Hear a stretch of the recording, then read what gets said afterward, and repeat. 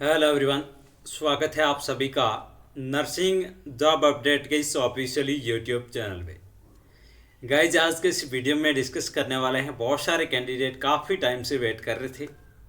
जी हाँ दोस्तों, अपन बात करेंगे राजस्थान नर्सिंग एंड पैरामेडिकल भर्ती को लेकर, एक फाइनल कट ऑफ को लेकर। जी हाँ दोस्तों, आज के इस वीडियो में राजस्थान जो महिला स्वास्थ्य कार्यकर्ता एएनएम की वैकेंसी है उसकी अपन फाइनल कट ऑफ कितनी रह सकती है उसके बारे में अपन डिस्कस करने वाले हैं।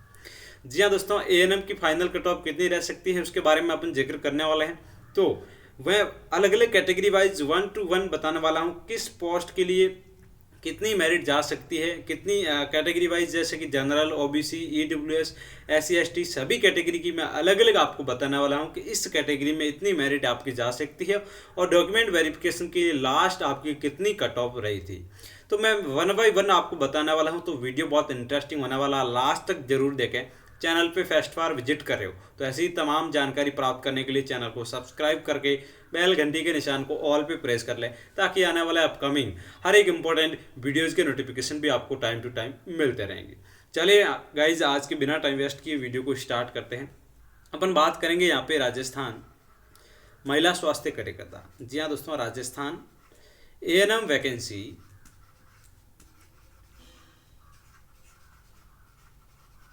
2023 की जो फाइनल परमानेंट वैकेंसी थी उसके बारे में बात करने वाले हैं। जी हाँ दोस्तों, आप सबको पता है कि जो परमानेंट वैकेंसी उसकी कितनी पोस्ट थी।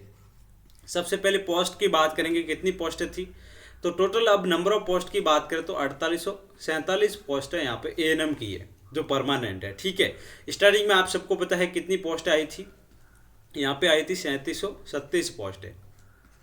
उसके बाद में पोस्टों को बढ़ा के 1111 पोस्टें और बढ़ा के कितनी कर दी गई थी, 4847 पोस्टें। तो अब 4847 पोस्ट पे आपकी जो परमानेंट वैकेंसी हो रही है उसकी क्या फाइनल कट ऑफ रह सकती है। डॉक्यूमेंट वेरिफिकेशन सबके कंप्लीट हो चुके हैं एएनएम कैंडिडेट के। अब वही कैंडिडेट रहे हैं जो परिवेदना वाले हैं, जिनके परसेंटेज जो कट ऑफ आई थी, cut off document verification cut off से क्या है, ज़्यादा है, उन्होंने परिवेदना लगाई है। और कुछ एक कैंडिडेट वो हैं जो पेंडिंग रह गए थे, फॉर्म 2022 के अंदर अप्लाई किया था पर 2023 के अंदर वापस अप्लाई नहीं किया था। वो दो कैंडिडेट हैं, दो तरह के कैंडिडेट हैं जिनके जो लिस्ट है वो आनी बाकी है। तो वो बहुत कम कैंडिडेट होंगे, लगभग 100-200 के आसपास ही कैंडिडेट हो पाएंगे, ज़्यादा कैंडिडेट नहीं है जिनके डॉक्यूमेंट वेरिफिकेशन होने हैं। तो अपन आज की इस वीडियो में डिस्कस करने वाले हैं एएनएम की जो फाइनल कट ऑफ कितनी रह सकती है उसके बारे में अपन जिक्र करने वाले हैं। वन बाय वन मैं बताने वाला हूं किस कैटेगरी में कितनी मेरिट रह सकती है। ठीक है, तो वीडियो बहुत इंटरेस्टिंग होने वाला, सभी एएनएम कैंडिडेट के साथ में इस वीडियो को ज़्यादा से ज़्यादा शेयर जरूर करें। और नर्सिंग ऑफिसर कैंडिडेट इस वीडियो को देख रहे हैं तो उनके लिए भी बहुत जल्द जो फाइनल कट ऑफ कितनी रह सकती है उसके बारे में वीडियो आपको मिलने वाला है। तो आप सभी लोग स्टे ट्यून, चैनल को सब्सक्राइब करके बेल घंटी के निशान को ऑल पे प्रेस कर लें। और टेलीग्राम चैनल आपने ज्वाइन नहीं किया है तो सभी लोग जाएं, नर्सिंग जॉब अपडेट सर्च करके भी टेलीग्राम चैनल ज्वाइन कर सकते हो। जिसके पास टेलीग्राम नहीं है वो व्हाट्सएप ग्रुप ज्वाइन कर सकता है। सबसे पहले बात करेंगे यहाँ पे डॉक्यूमेंट वेरिफिकेशन में कितनी आपकी कट ऑफ रही थी। ठीक है, एएनएम कैंडिडेट की बात करेंगे यहाँ पे एक्सपेक्टेड या फिर फाइनल मान सकते हैं दोस्तों। प्लस माइनस थोड़ा बहुत वेरिएशन आ सकता है, आप बिल्कुल भी वो मत हो कि ये फाइनल ही है, थोड़ा बहुत यहाँ पे वेरिएशन आ सकता है। ठीक है, 0.5 से लेके 1 मार्क्स का यहाँ पे वेरिएशन आपको देखने को मिल सकता है। ठीक है, मैं फाइनल दावा नहीं कर रहा हूँ कि इतनी ही जाएगी, थोड़ा बहुत वेरिएशन आ सकता है बट एग्जैक्ट यही रहने वाली है। सारे डाटा एनालिसिस करने के बाद हमने ये एक्सपेक्टेड कट ऑफ जो फाइनल कट ऑफ रह सकती है वो हमने बनाई है। ठीक है, तो अब बात करेंगे यहाँ पे कैटेगरी वाइज। सबसे पहले कैटेगरी की बात करेंगे, किस कैटेगरी में कितनी रह सकती है। मैं सभी कैटेगरी की बात करने वाला हूँ, जो डाइवोर्स कैटेगरी से है, जो उसके बाद में विडो कैटेगरी है, फिजिकल हैंडीकैप्ड है, सभी की बात करेंगे। ठीक है, कैटेगरी की बात करेंगे और डॉक्यूमेंट वेरिफिकेशन में आपकी कितने नंबर तक कैंडिडेट को लिया गया था और उसके बाद में कौन से कैंडिडेट वो हैं जिनको लिया गया है। सबसे पहले होगी कैटेगरी, उसके बाद में डॉक्यूमेंट वेरिफिकेशन के टाइम और अब फाइनल कितनी जा सकती है कट ऑफ। ठीक है, उसके बारे में बात करेंगे।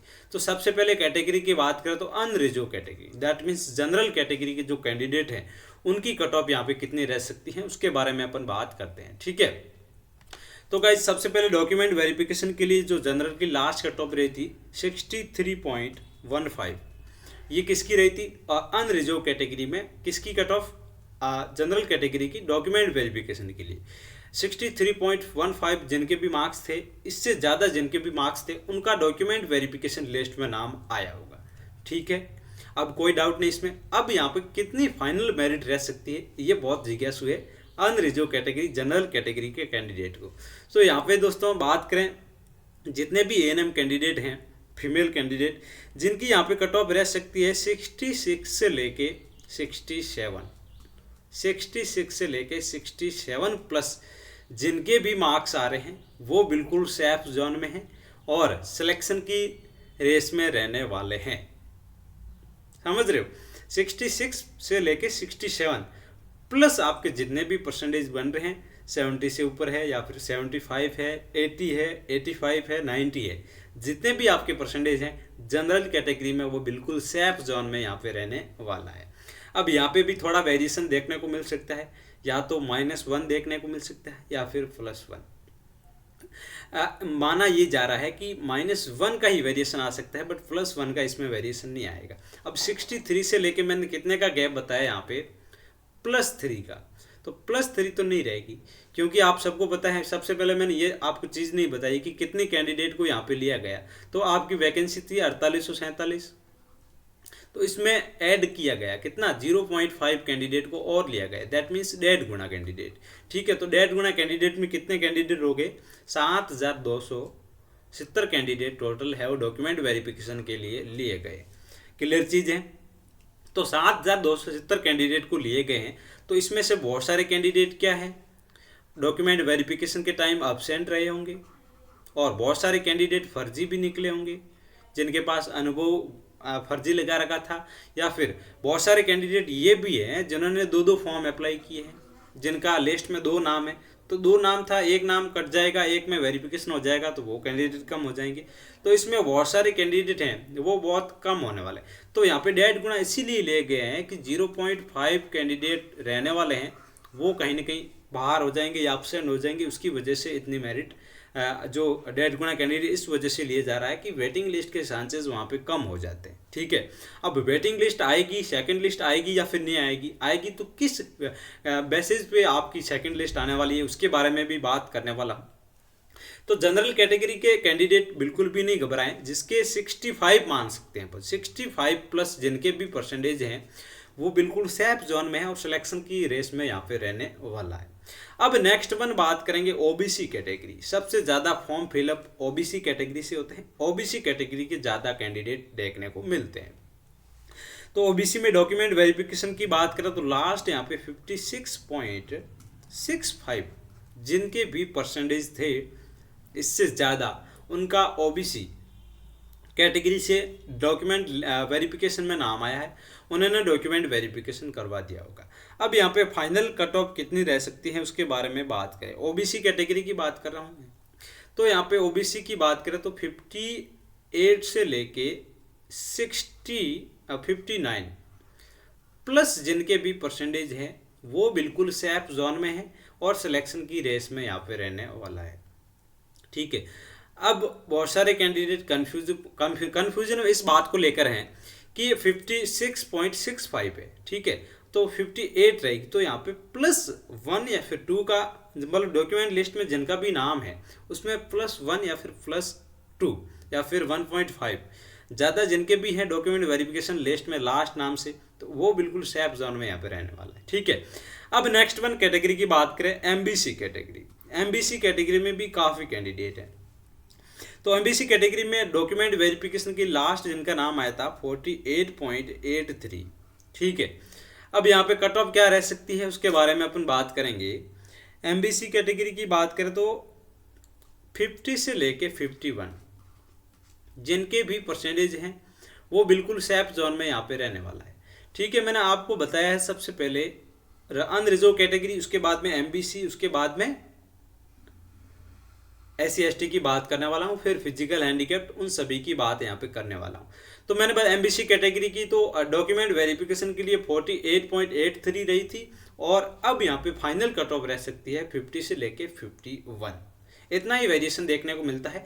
यहाँ पे -1 भी हो सकते हैं, ठीक है, ज़्यादा एमबीसी कैटेगरी में ज़्यादा कैंडिडेट नहीं है, तो यहाँ पे जैसे 48 है तो 48.83, तो 59.50 से प्लस भी जिन कैंडिडेट के नंबर है वो भी यहाँ पे से आप जोन में रह सकते हैं। ठीक है, तो ज़्यादा वेरिएशन यहाँ पे नहीं आएगा। ठीक है, नेक्स्ट वन बात करें यहाँ पे ईडब्ल्यूएस कैटेगरी। ईडब्ल्यूएस कैटेगरी में इस वो लोगों को फायदा होता है, उन लोगों को फायदा होता है जो अनरिजर्व कैटेगरी में है और जिन्होंने ईडब्ल्यूएस जो इकोनॉमिक वीकर सेक्शन है उनका सर्टिफिकेट बना रखा है, उनको यहाँ पे फायदा मिल रहा है अलग से। तो अनरिजर्व कैटेगरी में कैंडिडेट एक तो कम हो जाएंगे और एक वो कैंडिडेट जो ईडब्ल्यूएस में चले जाएंगे, तो वहाँ पे अनरिजर्व कैटेगरी के जो कैंडिडेट हैं, ठीक है, जो ईडब्ल्यूएस में नहीं आते उनको वहाँ पे फायदा होने वाला है। तो यहाँ पे बात करें ईडब्ल्यूएस कैटेगरी की, डॉक्यूमेंट वेरिफिकेशन के लिए 47.05 तक के कैंडिडेट को डॉक्यूमेंट वेरिफिकेशन के लिए लिया गया है। अब वो एएनएम कैंडिडेट जो ईडब्ल्यूएस में आते हैं उनकी यहाँ पे कट ऑफ रह सकती है, उसके बारे में मैं बात करने वाला हूँ।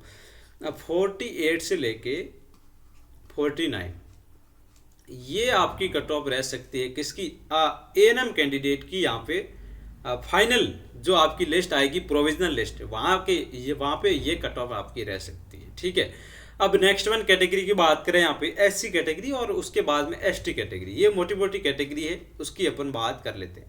जो सबसे ज़्यादा कैंडिडेट हैं एएनएम के वो इसी कैटेगरी में यहाँ पे रहने वाले हैं। तो अब एससी कैटेगरी की डॉक्यूमेंट वेरिफिकेशन की बात करें तो 49.38। अब इसमें बात करें सबसे ज़्यादा फ्रेशर कैंडिडेट का भी सिलेक्शन होने के चांसेस रहने वाले हैं। वो कौन सी कैटेगरी है, अनरिजर्व कैटेगरी के अलावा जितनी भी कैटेगरी है उनमें ज़्यादा से ज़्यादा मतलब फ्रेशर कैंडिडेट भी सिलेक्ट हो सकते हैं, क्योंकि उनके 10th और एएनएम में ज़्यादा परसेंटेज है, तो उनके कहीं ना कहीं वहाँ पे चांसेस रहते हैं कि उन दोनों के मार्क्स को मिला के यहाँ पे फ्रेशर कैंडिडेट भी सिलेक्शन हो सकते हैं। ठीक है, ज़्यादा यदि जिनके पास 30 मार्क्स का बोनस है वो सीधा सीधा आपका अनरिजर्व कैटेगरी जनरल कैटेगरी में जाने वाला है। ठीक है, तो ऐसी एससी कैटेगरी में यहाँ पे फ्रेशर कैंडिडेट है उनका भी सिलेक्शन होने के चांसेस यहाँ पे रहने वाले हैं। ठीक है, नेक्स्ट वन बात करेंगे अपन एससी कैटेगरी। एससी कैटेगरी के बाद में एसटी कैटेगरी की बात करेंगे।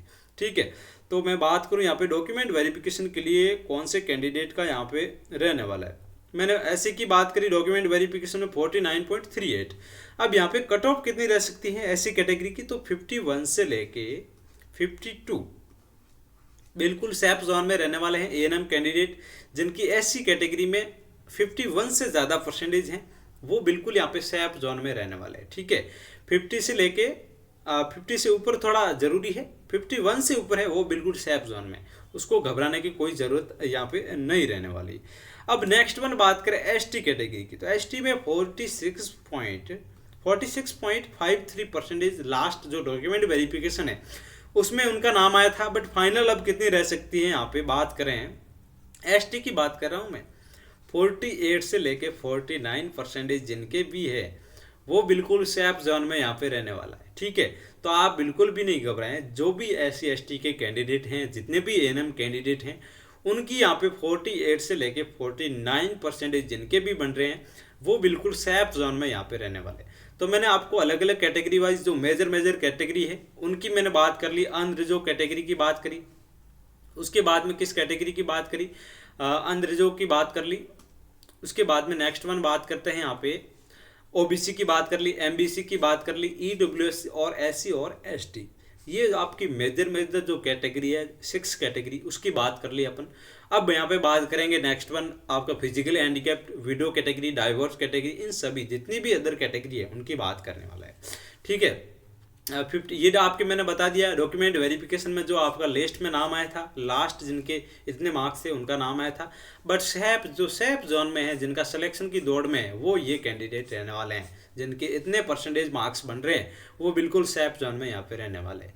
ठीक है, काफ़ी अच्छी पोस्ट हैं, आप सबको पता है कि 4847 पोस्टें हैं एएनएम की, और उसमें पहले आपको पता है 3700 प्लस थी, 3737 थी शायद, उसके बाद में 1111 पोस्टें और बढ़ा के 4847 पोस्टें कर दी गई। तो बहुत बड़ा तोहफा है, परमानेंट वैकेंसी है। अब बहुत सारे कैंडिडेट उस बात को लेकर कंफ्यूजन में है, क्या आचार संहिता से पहले कंप्लीट हो पाएगी या फिर ना हो पाएगी, तो उसके बारे में भी जिक्र करने वाला हूँ लास्ट में। सबसे पहले बात कर ले उन कैंडिडेट की जो विडो में है, विडो कैटेगरी और फिजिकल हैंडीकैप्ड कैटेगरी, और उसके बाद में डाइवोर्स कैटेगरी। ठीक है, ये 3 कैटेगरी है जिसमें एएनएम फीमेल कैंडिडेट जिनका सिलेक्शन होगा या फिर नहीं। तो ये कैंडिडेट भी कहीं न कहीं मैसेज कमेंट्स करते रहते हैं कि सर हमारा होगा या फिर नहीं होगा। ये कन्फ्यूजन रहता है आप सबका कि डाइवोर्स कैटेगरी, विडो कैटेगरी और फिजिकल हैंडीकैप, ठीक है, ये 3 ऐसी कैटेगरी है जिसमें फॉर्म बहुत लिमिटेड, जितनी पोस्टें होती है उतने भी नहीं हो पाते हैं, ठीक है। तो उस कैटेगरी में ये है कि या तो पोस्ट है आपकी वैकेंट रह जाती है, खाली रह जाती है, या फिर ये जो सभी कैंडिडेट है उनका लगभग 100% सिलेक्शन होने के चांसेस रहने वाले हैं। तो विडो कैटेगरी, फिजिकल हैंडीकैप्ड और डाइवोर्स, ये वो कैंडिडेट हैं जिनका सभी का सिलेक्शन हो जाएगा। एएनएम कैंडिडेट बिल्कुल भी आप नहीं घबराएं, आपका 100% सभी कैटेगरी में सिलेक्शन हो जाएगा, ठीक है। अब कोई कोई कैटेगरी होती है जिसमें 1-2 कैंडिडेट ज़्यादा हो जाते हैं, तो उसमें 95% पॉसिबिलिटी रहती है कि सब कैंडिडेट हो जाएंगे, ठीक है। तो आप बिल्कुल भी नहीं घबराएं, सभी का सिलेक्शन होगा। अब नेक्स्ट वन, बहुत सारे कैंडिडेट को डाउट है कि आचार संहिता से पहले भर्ती कंप्लीट हो पाएगी या फिर नहीं। आचार संहिता से पहले क्या वैकेंसी कंप्लीट होगी या फिर नहीं।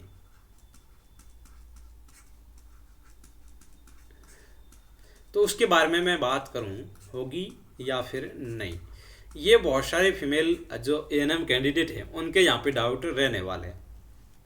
तो आप सबको पता है कि आज डेट क्या है, 19 तारीख है, और आचार संहिता कब लगने की पॉसिबिलिटी है, 7 तारीख को। 7 अक्टूबर से पहले आपकी क्या है, आचार संहिता लगने की पॉसिबिलिटी। 7 को नहीं लगती है तो 10 तक जा सकती है, 10 अक्टूबर। तो यहाँ पे माना जा रहा है कि आपके पास में 15 to 70 या फिर 18 डेज का आपके पास में यहाँ पे टाइम है, ठीक है, गवर्नमेंट के पास में। तो पॉसिबिलिटी है कि यदि जो परिवेदना वाले कैंडिडेट हैं, जो कैंडिडेट रह गए हैं, उनकी भी लिस्ट आएगी। आप भी बिल्कुल नहीं घबराएं, उसके बारे में भी बात करने वाला हूँ। तो परिवेदना वाले कैंडिडेट, उसके बाद में जो पेंडिंग वाले कैंडिडेट, ये 2 तरह के कैंडिडेट है, ठीक है, जिनका फॉर्म पेंडिंग रह गया था। तो उन कैंडिडेट की क्या आएगी, पहले डॉक्यूमेंट वेरिफिकेशन लिस्ट आएगी, ठीक है। जाहिर सी बात है कि उनकी लिस्ट आएगी। लिस्ट आने के बाद में क्या होगा, उनका डॉक्यूमेंट वेरिफिकेशन होगा। डॉक्यूमेंट वेरिफिकेशन होने के बाद में जो पेंडिंग वाले कैंडिडेट हैं और जो आपकी जो डॉक्यूमेंट वेरिफिकेशन हो गए, उन दोनों को साथ में करके, दोनों कैंडिडेट को, उसके बाद में क्या होगी, आपकी प्रोविजनल लिस्ट आएगी। तो यदि आप सबको पता है कि आज लास्ट डेट है प्रोविजनल कैंडिडेट और पेंडिंग वाले कैंडिडेट की, तो आज लास्ट डेट है। तो आप सबको पता है कि आज के बाद में कभी भी उनकी डॉक्यूमेंट वेरिफिकेशन लिस्ट आके उनको डॉक्यूमेंट वेरिफिकेशन करवा दी जाएंगे।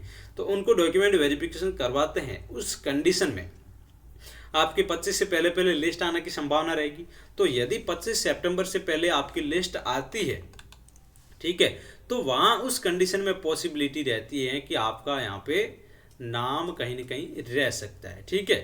25 से पहले या फिर 25 सितंबर तक लिस्ट आती है तो पॉसिबिलिटी है कि आपकी 100% ये वैकेंसी है वो आचार संहिता से पहले कंप्लीट हो पाएगी।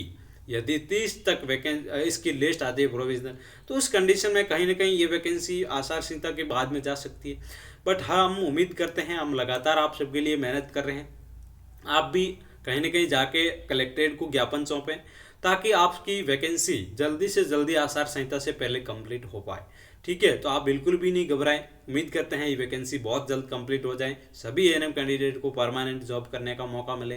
कहीं ना आप लंबे समय से कॉन्ट्रैक्ट पे जॉब कर रहे हैं, हम भी जानते हैं कि कॉन्ट्रैक्चुअल एम्प्लॉय होता है, बहुत लंबा संघर्ष करता है, उसके बाद में कहीं ना कहीं गवर्नमेंट उनको मौका देती है बोनस अंक के आधार पर कि परमानेंट हो जाएँ, ठीक है। तो कहीं ना कहीं आप सबके लिए अच्छी खुशखबरी मिलने वाली है, आप सब लोग परमानेंट एम्प्लॉय बन जाएं, ठीक है, परमानेंट एम्प्लॉय बन जाए, यही उम्मीद करते हैं। वैकेंसी बहुत जल्द कंप्लीट होए, और ये जो मैंने कट ऑफ बताई है इसमें थोड़ा सा वेरिएशन मिलेगा, कहीं ना कहीं 0.5 या फिर 1 का कहीं कम हो सकता है, इसमें कम होने की पॉसिबिलिटी है, ज़्यादा होने की पॉसिबिलिटी नहीं है, ठीक है।